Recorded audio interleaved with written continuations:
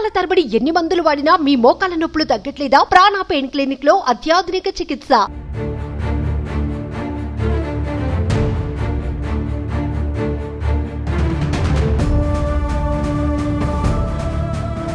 విజయవాడలో గత 2 రోజులుగా కుండపోతగా కురుస్తున్న భారీ వర్షాలకి మరి మొగల్రాజపురము సున్నంబట్టిల సెంటర్లో కొండ చర్యలు అయితే విరిగిపడడం మనం చూసుకోవచ్చు. కొండ చర్యలు అయితే విరిగిపడ్డాయి. ఈ ఘటనలో 2 ప్రాణాలు కోల్పోయినట్లుగా కూడా సమాచారం అందుతుంది. భారీ వర్షాలకి చూడండి, భారీ కొండ చర్యలు విరిగిపడిన పరిస్థితి మనం చూస్తున్నాము. అధికారులు సహాయక చర్యలు కూడా చేపడుతూ ఉన్నారు. పెద్ద పెద్ద కొండరాళ్ల క్రింద 2 కుటుంబాలు అయితే పడి ఉన్నాయనే సమాచారం ప్రస్తుతం మనకి అందుతూ ఉంది. అక్కడ బ్లూ షెడ్ కనిపిస్తున్నది కూడా ఒక ఇల్లుగా, అలాగే ఇంకొక పెద్ద కొండ రాయి కింద ఇంకొక ఇల్లు ఉన్నట్లుగా కూడా అధికారులు చెప్తూ ఉన్నారు. మరి ప్రస్తుతం అయితే మనకి ఆ సమాచారం అందిన దాని ప్రకారం ఒక మహిళ అలాగే ఒక పెద్దావిడ కూడా, 2 మహిళలు కూడా ప్రాణాలు కోల్పోయినట్లుగా మనకి సమాచారం అందుతూ ఉంది. మరి వైద్య ఆరోగ్య శాఖ మంత్రి అలాగే ఎమ్మెల్యేలు కూడా పరిస్థితిని దగ్గరుండి సమీక్షిస్తున్న పరిస్థితి మనం చూస్తూ ఉన్నాము. ఎప్పుడు కూడా వర్షాకాలంలో కొండ చర్యలకి విరిగిపడము, వాటికి శాశ్వత పరిష్కారం చూపట్లేదు అనే విషయాన్ని మీద కూడా ఇక్కడ ఉండే నివాసితులు భారీగా రోధిస్తూ విలిపిస్తున్న పరిస్థితి మనం చూస్తున్నాము. వారి కుటుంబ సభ్యుల్ని కోల్పోయిన బాధలో వాళ్ళు ఉండి ఎప్పుడు కూడా అధికారులు రావడము, ఈ ఘటన జరిగిన తర్వాత చూసి వెళ్ళడమే తప్ప శాశ్వత పరిష్కారం అనేది చేపట్టలేకపోతున్నారు అని ఇక్కడ ఉన్నవారు కూడా చెప్తూ ఉన్న పరిస్థితి మనం చూస్తూ ఉన్నాము. దగ్గర ఒక 60 మంది వరకు సహాయక చర్యలు చేపడుతూ ఉన్నారు. ప్రొక్లైనర్లతో వాటిని క్లియర్ చేస్తూ ఉన్నారు.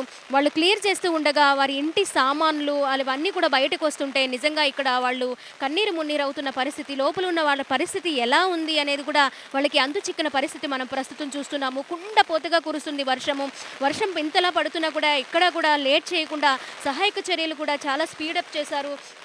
దగ్గరలో ఉన్న అధికారులతో పాటు కలెక్టరు అలాగే వైద్య ఆరోగ్య శాఖ మంత్రి ఎమ్మెల్యేలు కూడా వచ్చి పరిస్థితిని సమీక్షిస్తూ ఉన్న పరిస్థితి మనం చూస్తూ ఉన్నాము. మరి పూర్తిగా దీన్ని క్లియర్ చేసిన తర్వాత ఇంకా ఎవరైనా ఉన్నారా, ఉంటే వారి పరిస్థితి ఎలా ఉంది అనేది కూడా మనకి పూర్తిగా సమాచారం అందే అవకాశం ఉంది.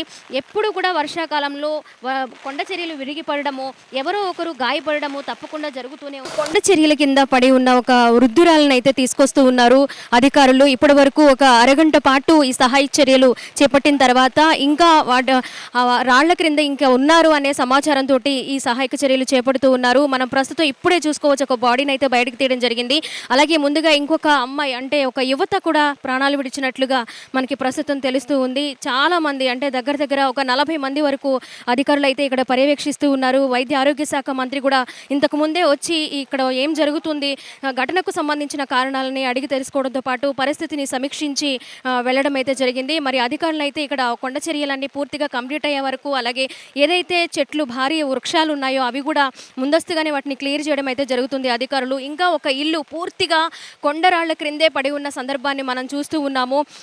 ఈ సహాయక చర్యలు చేపడుతున్న నేపథ్యంలో ఒకవైపు మనం చూసుకోవచ్చు, ఇంటికి సంబంధించిన సామాన్లన్నీ ఒక్కొక్కటిగా బయటపడుతూ ఉన్నాయి. ఇంకా 3 వరకు కూడా ఈ కొండరాళ్ల క్రింద పడి ఉన్నారనే సమాచారం మనకి అందుతూ ఉంది. చూడాలి, ఇంకా వాళ్ళు ప్రాణాలతో ఉన్నారనే సమాచారం తెలుస్తుంది. మరి చర్యలు చేపట్టిన తర్వాత క్లియర్ అయిన తర్వాత వాళ్ళ పరిస్థితి ఎలా ఉందనే తెలియడం అయితే జరుగుతూ ఉంది. మనం ప్రస్తుతం చూసుకోవచ్చు, ప్రతిసారి కూడా ఈ మొగల్రాజపురము అలాగే మనకి 1 టౌన్ అమ్మవారి టెంపుల్ దగ్గర కూడా ప్రతిసారి కొండ చర్యలు విరుగుపడుతూ ఉండడంతో వాటికి శాశ్వత పరిష్కారం అనేది చేపట్టాలి.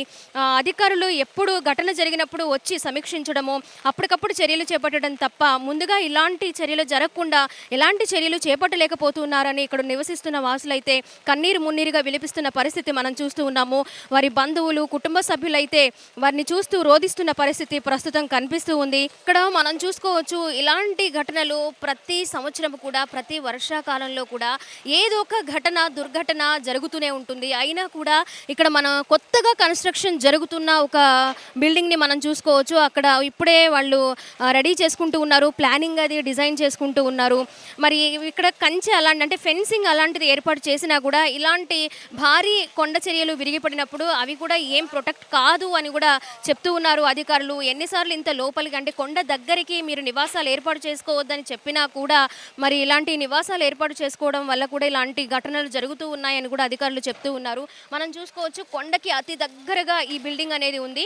ఆ బిల్డింగ్కి ముందు కొండ చర్యలు ఏవైతే భారీగా కొండరాళ్లు పడి ఉన్నాయో అక్కడ 2 కుటుంబాలు నివాసం ఉంటున్నాయి గత 5 సంవత్సరాల నుంచి కూడా.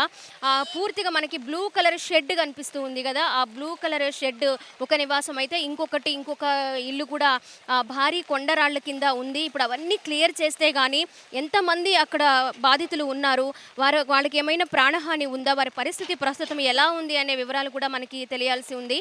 పూర్తిగా వీటిని క్లియర్ చేసిన తర్వాత, అంటే సహాయక చర్యలు ఆల్రెడీ జరుగుతూనే ఉన్నాయి, కంప్లీట్ అయిన తర్వాత ఇంకెవరైనా ఉన్నారా, వారి పరిస్థితి ప్రస్తుతం ఎలా ఉంది అనేది కూడా మనకి పూర్తిగా సమాచారం అందే అవకాశం కనిపిస్తుంది. కెమెరా పర్సన్ కృష్ణతో స్వాతి, సుమన్ టీవీ, మొగల్రాజుపురం, విజయవాడ నుంచి.